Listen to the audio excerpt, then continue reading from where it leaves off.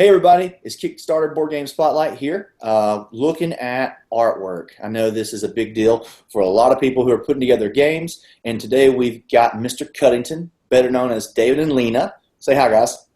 Hi. Hey guys. Thanks This team I've worked with on my game that'll be coming out in July, Barnyard Roundup, but they have done quite a few other games that you may have noticed, like maybe the Santorini campaign that just finished up on Kickstarter a few months ago. Then there's maybe this game right here over my shoulder, Super Motherload, Steampunk Rally. They've got a few more that I can't remember off the top of my head. Guys, what are some of the other games you've worked on? We've worked on quite a few games, but a lot of them are still unpublished. But we have 12 Days of Christmas, The Lounge, Great Dinosaur Rush. Yeah, and some other games that might have been floating around on some blogs, like there's Kung Fu Zoo. Unfair. Yeah, Unfair is like this great this summer, I think. theme park card game, theme park building card game, pretty fun. There's a dinosaur archaeological. Yeah, also Great Dinosaur Rush with Ape Games. So I think it's gonna come out very soon. Yeah. Yeah, because the Kickstarter was last couple months ago. Last fall, maybe. Yeah. So 12 Days of Christmas, is that the card game with all the stained glass looking stuff? Is Yeah, it's a reskin of that, maybe. Okay. Yeah, it's a very quick card game designed by Dr. Gordon Hamilton, who also designed the Santorini. Yeah.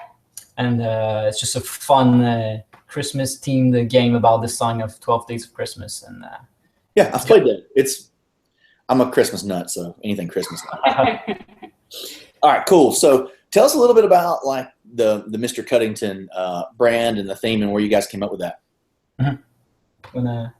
Okay, well, Mr. Cuddington is like both of us as one artist, because when we started out, we wanted, like, we're merging our talents under like one coat, like we're kids playing under a coat, and that was the basic idea. Yeah, the concept is like, it's almost like we're these two little kids playing, and we're on top of one of the other under this coat and hat, and that was a fun idea behind it, and we liked the like mysterious aspect of it.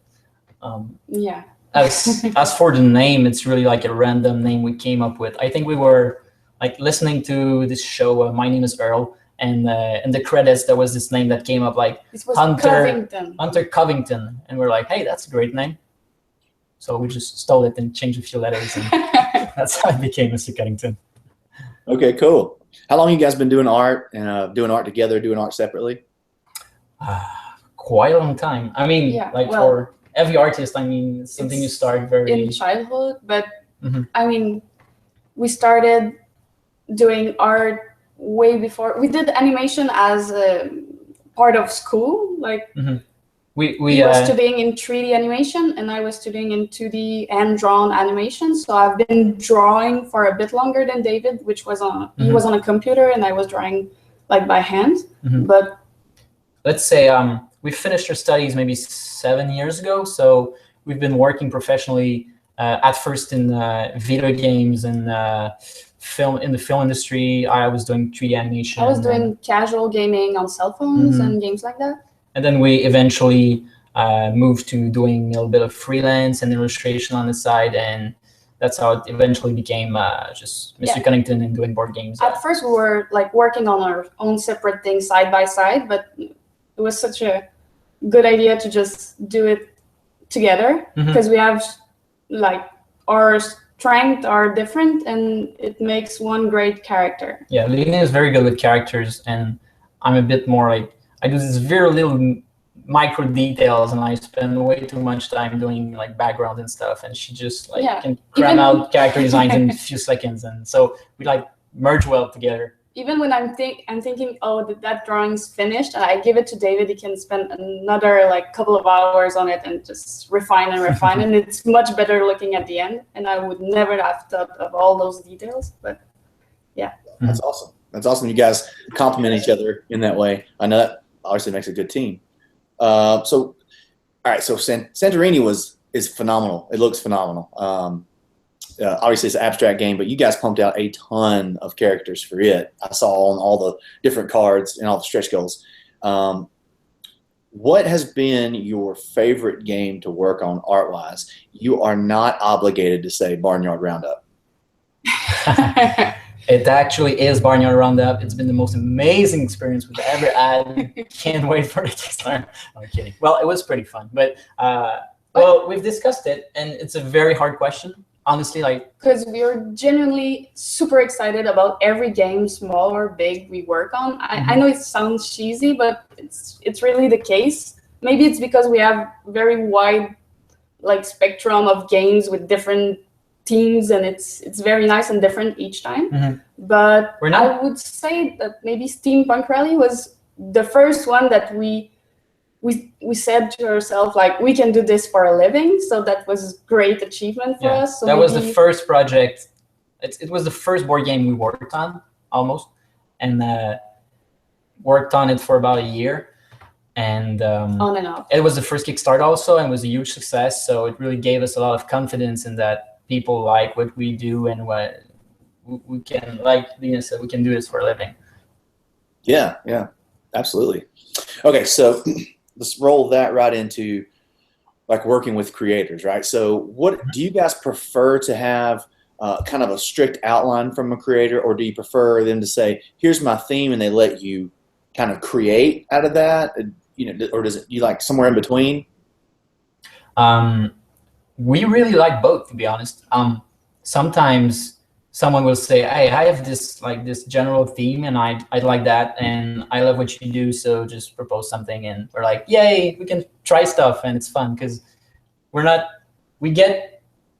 wouldn't say we get bored if we do the same thing all the time, but really like to explore different things. So when we get a chance to try something new, well, we just jump on the occasion. But also sometimes it's fun to get up in the morning and you're like, okay, so what am I going to do today? And you read the briefs, and it's like, this character is doing this and this, and there's this in the background. And you just don't have to think. You just you do it, and it's fun too. So, but it's also, both are fun, but I mean, maybe it's the mix of it that would be unfun, would be to have somebody that has a very clear idea of what he wants, but is not saying it, waiting for you to kind of jump to read his mind. So be clear. If you have an idea, they need to be very clear with what they want. I think communication is very important. You need to know what he wants, and if he wants to just give you the head, go ahead and do anything, that's great. But if you have an idea, that's great to share. Even if we don't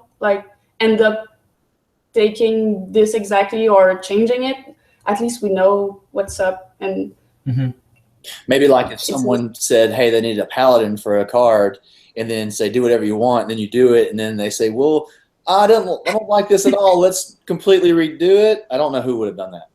No, never happens. Never happened. That would be pretty funny. Oh gosh.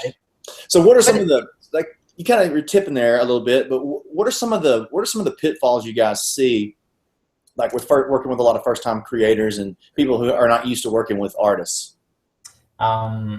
Maybe one pitfall, and I don't know if I would call it a pitfall, but sometimes people will approach us and they've been playing this prototype for quite a while, and they're just tired of looking at bland cards they made themselves, so they want to see nice art on it.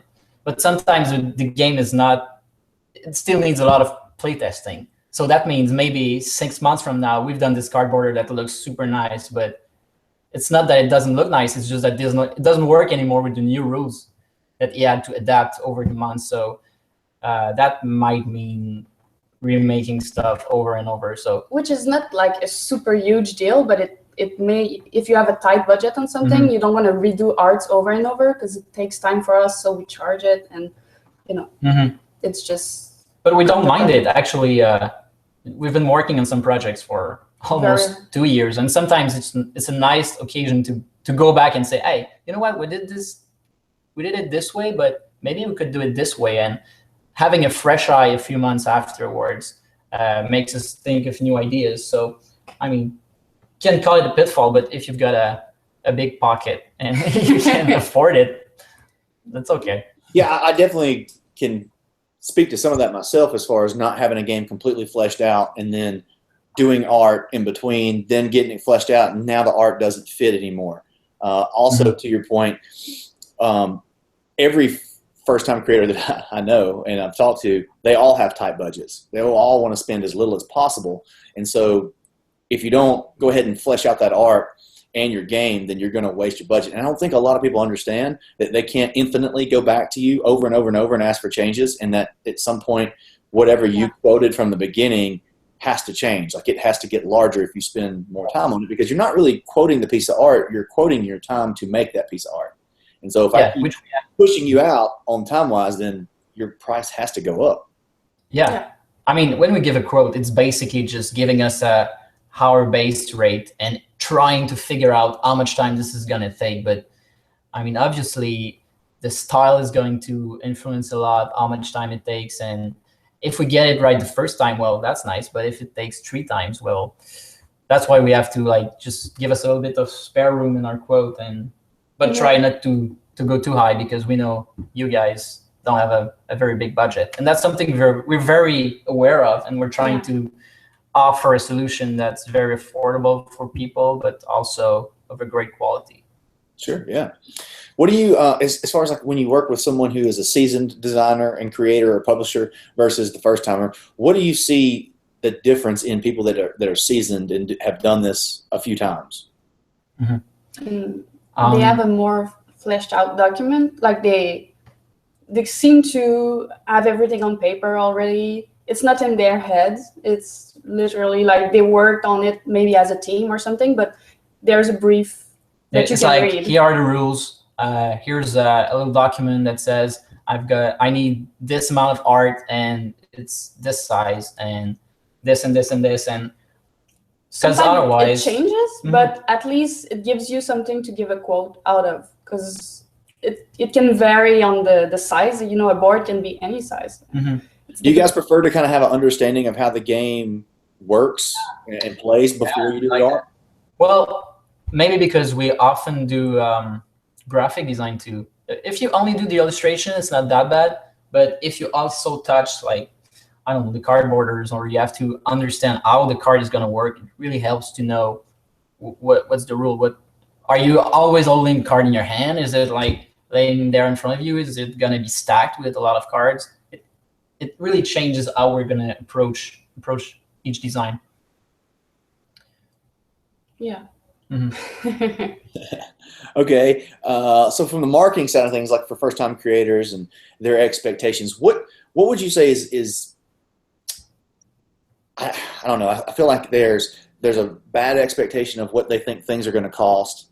I think there's a bad expectation of timelines. I think they think that a lot of times you can just pump out artwork super fast, and then kind of like you already touched on the design and theme, how it might kind of, what do we call it, the scope of the project just kind of keeps expanding. So when you guys try to set an expectation for someone you're working with, what do you kind of hope to get out of that? It mostly often it has to do with how much time people think it's going to take to do the art.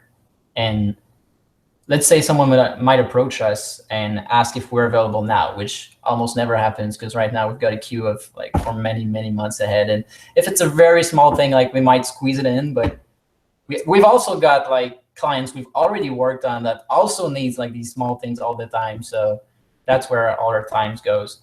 So there's that. And there's also the fact that it takes a lot of time to do a full game. So because we like to have a couple of clients at the same time, so that when we're waiting for answers from one client, we can jump on something else and not just wait around. So we're almost never working on just one project full on. And you know, when you work with artists, most of them are working another day job. So it's really like almost never the case that you have something really fastly done, like a whole game done in a 2 weeks time period is really rare. I don't think it's even possible. That might be something worth asking the artist the first time, like maybe, do you have a lot of projects right now, or are you doing this freelance at night? Or because if it's a very, very big project that you need art for, it might be a long time commitment, and it's not everybody that wants to work on this part-time for the next 6 to 8 months. If it's something you do part-time. If it's full-time, then it goes faster. Yeah, but some projects have very big workload for artists, and I don't think they always know how much time each piece takes. So if you have like 50 cards, it's sure going to take a long time to do. And some people do have bad expectations of how much art is going to cost, but almost in every situation, it's worth paying more if you want this game to be successful. Because like you can pay someone $5 for an illustration, but he's probably not going to be very responsive or reliable, and probably going to use like art you found online that you don't have any rights to anyway. So, I mean, it's better to pay for someone that's professional and that's going to be reliable and still be there. If your Kickstarter is successful and you need extra art, and he's going to be there to help you produce that extra art. Mm-hmm. Well, I think you hit a good point there as far as like with the cost, because can you give us kind of a ballpark scope? So let's just say somebody has a game, it needs 10, 12 pieces of art, and then somebody has a game that needs 40, 50, 60 pieces of art. What is kind of like the scale on the low end of total cost for a game art-wise, and then like maybe on the higher scale that you've seen? Maybe 12 cards. It's gonna take maybe 2 weeks to do. We figure about in time, or with our general prices for like maybe one character is around 120 per piece. So you get about 1,000 for like this 10, 12 card. But it rarely is just like these 10, 12 cards, because you've got this logo, you've got the cover, and you've got these small tokens, and so it rises up pretty fast. It's very rare that you can get under a whole game under a grand and a half or $2,000 for like a basic game with a cover, a logo, and everything, unless you do all the graphic design yourself. But you've got to have some experience, and some bigger games can go up like 6,000, even 10,000 and upwards if you get a lot of cards. And one thing we don't really do is like lowering the price because there's a lot of cards, because they usually take us the same amount of time to do. So unless there's like hundreds and hundreds of cards, so basically the price doesn't go down that much, even if you do like a lot of cards. For us. That makes sense. In the world, we're used to the bulk buying, you get discount, but on your end, we're just paying for your time and your talent, and so the card, even though there's 100 cards, it doesn't take any less time to do 100 cards, actually. Unless they're very similar cards, but it's something you discuss with the client, but it rarely happens. Actually, what usually happens is we lose a bit of money when we do smaller projects, because we're just obsessed with quality. Like, we just cannot do something that we're not 100% satisfied with. But we also know like people don't necessarily have the big budget, so we just like say, okay, we're gonna do it for this amount of money, but end up working a few extra hours just to get it right. While bigger projects, after a few months, you've understood what the style is, and they take in average about 5 or 6 hours. So you just like, we might do a bit more money because we can do them a little bit faster, but not by much. Yeah, no, I know of maybe an archer in a game called Guardian Roundup that's been revised maybe 7 or 8 times that I was completely happy with, but somebody wanted to keep reworking it and just kept giving me new revisions. I'm like, yeah, that looks good too. I like it too. That's a substance with details. But when you're trying a new style, you want to nail it. You don't want to just trying something new and not being like very good at it. You want to, I don't know, be proud of everything. I appreciate that about you guys, as far as, I know when I have more games that need art, I'm going to try to get on your schedule, because I don't have to worry about you guys are super professional. You always answer every email and are very, some artists, I've contacted other artists for other parts, and they're all over the place.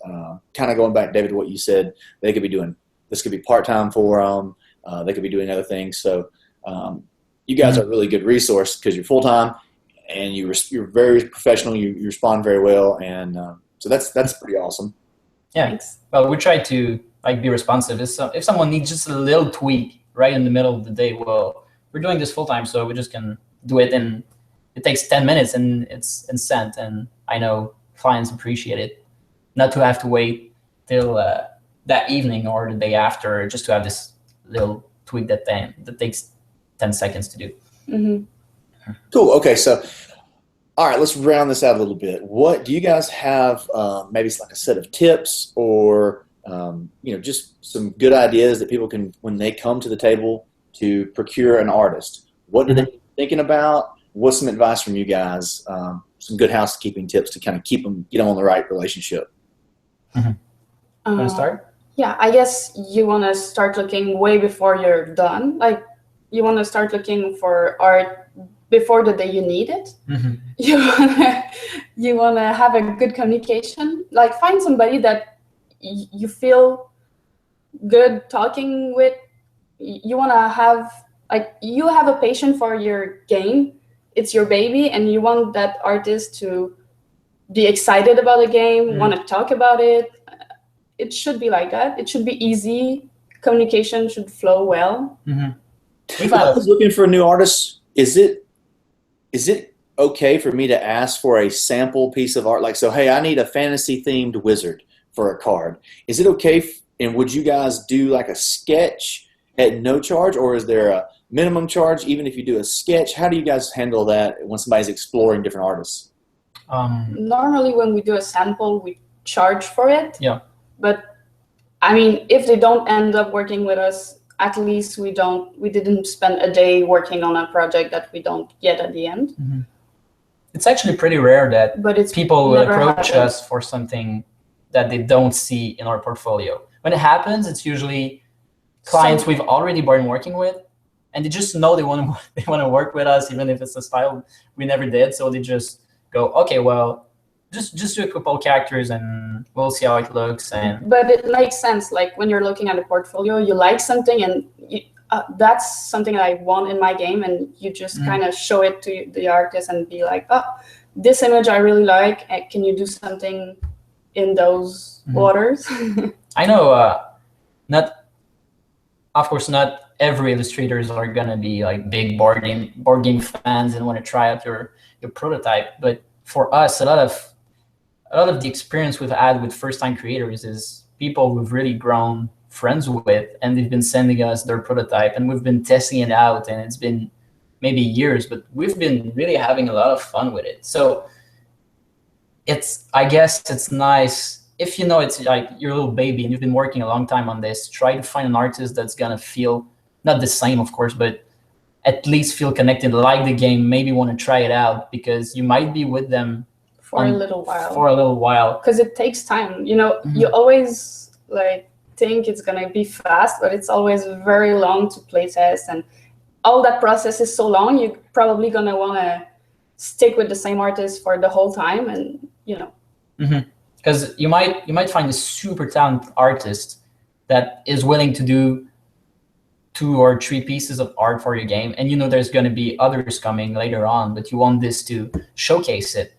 But then if this artist 6 months later is just so busy, you just cannot do anymore, you're kind of stuck, because you have this nice art, but he's not available anymore. So and you're gonna find an artist to match it. So so you tricky. Might even have to redo it. So it's nice to just be upfront and tell the artist, well, are you ready for maybe a long-time commitment?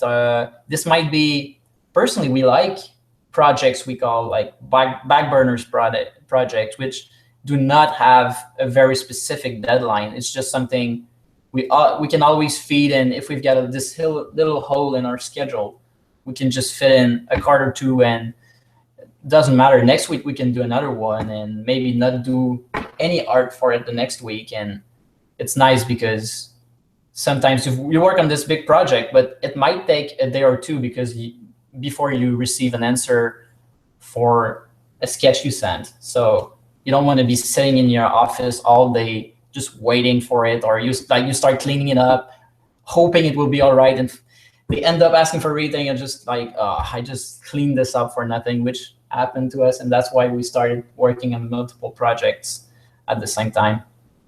So just like don't be afraid to ask artists and tell them if you think it's gonna be a long projects and it's just you're gonna need little pieces of art here and there, but just find the right person for it. Yeah, and don't be afraid to ask for anything. Like, doesn't cost anything. Well, not much. Yeah. Okay. So I'm definitely hearing there. I've heard earlier, be really organized. That's what you see in the season, people. They've got things documented. They've got things that they can share. It's not just an idea in their head. And then also be ahead of schedule. Like have an idea. Like if you need something 3 months out, they should be talking to you now. And so that you can work on it for 3 months instead of 3 weeks before you launch your Kickstarter and you're like, I need this right now. Yeah. Is there any other pieces there? Yeah, maybe something I could say is because I was reading. I don't want to get ahead of your questions, but what was it? Oh yeah. Anyway, one thing we're thinking is sometimes we receive emails from clients, and it feels really non-personal. It's like, I have this game. Can you quote me for it? And you just feel like you're one artist that's been contacted, but there's probably like 12 others, and he's just gonna take the one that's the cheapest. So it doesn't feel really nice for us. We just don't feel really excited about this project. You should be contacting artists that you have like something about that artist is making you want to work with him, instead of just like taking the 12 best of something and contacting them all with the same email. It's a bit It goes both ways. If we're gonna commit to your project, it's nice to know that you found our portfolio and you like it, and you're willing to see if we're available first. And if we're not, well, maybe try to find another artist. But maybe we were your choice at that time, and you really want us to do this project. Usually, it helps us wanting to work on it. Yeah. I do think you guys are a little bit of an anomaly there because you guys are way more personable. Again, when I've reached out to a couple other artists, I don't know, I didn't get the same warm fuzzy feeling that you guys give. So I think that's just a really good attribute of you guys. Not to say that it's not everybody, but yeah, there's always more buy-in when you enjoy what you're doing and the people that you're working with. Yeah. Well, it's just Lena and I most of the day alone in the office. So it's nice if we feel like we've got this sort of connection with the clients, and we can joke a little in the emails, and it makes the day go faster. Yeah. All right, so give me something non-art related. What's your favorite hobby outside of making art for board games or playing board games? Don't tell me your favorite hobby. We do a lot of parenting because we have a little girl, so we're not having a lot of spare time. Yeah, there's no hobbies when you have little toddlers. These days there's a lot of gardening because we bought a house last year, so this is the first year we can actually have our garden and try to grow our own vegetables. So we're trying that, and we're trying not to kill any plants. Apart from that, we're just like playing with the kids. It's nice. Yeah. Awesome. It can take a lot of your time. Yeah. Awesome. Well, guys, I appreciate your time. I think that's perfect. I just really wanted to be able to transfer some of your wisdom to some of these first-time creators, and to me, I'm still learning too. And just appreciate you guys being willing to come on here and spend 30 minutes with us and talk about art. Yeah, no problem. Thanks to you. I hope it helps. Yeah, me too. So I am going to, I don't know if it'll be over here. I haven't learned which way to point yet, so I'm just going to point all directions. But I'm going to have a link to Mr. Cuddington, David, and Lena's website so you guys can check out their portfolio and reach out to them, and they can probably help you next year when their schedule comes open. So guys, thanks, and be kind to someone today. Back at Kickstarter, and happy gaming. Bye, guys. Bye-bye. Bye.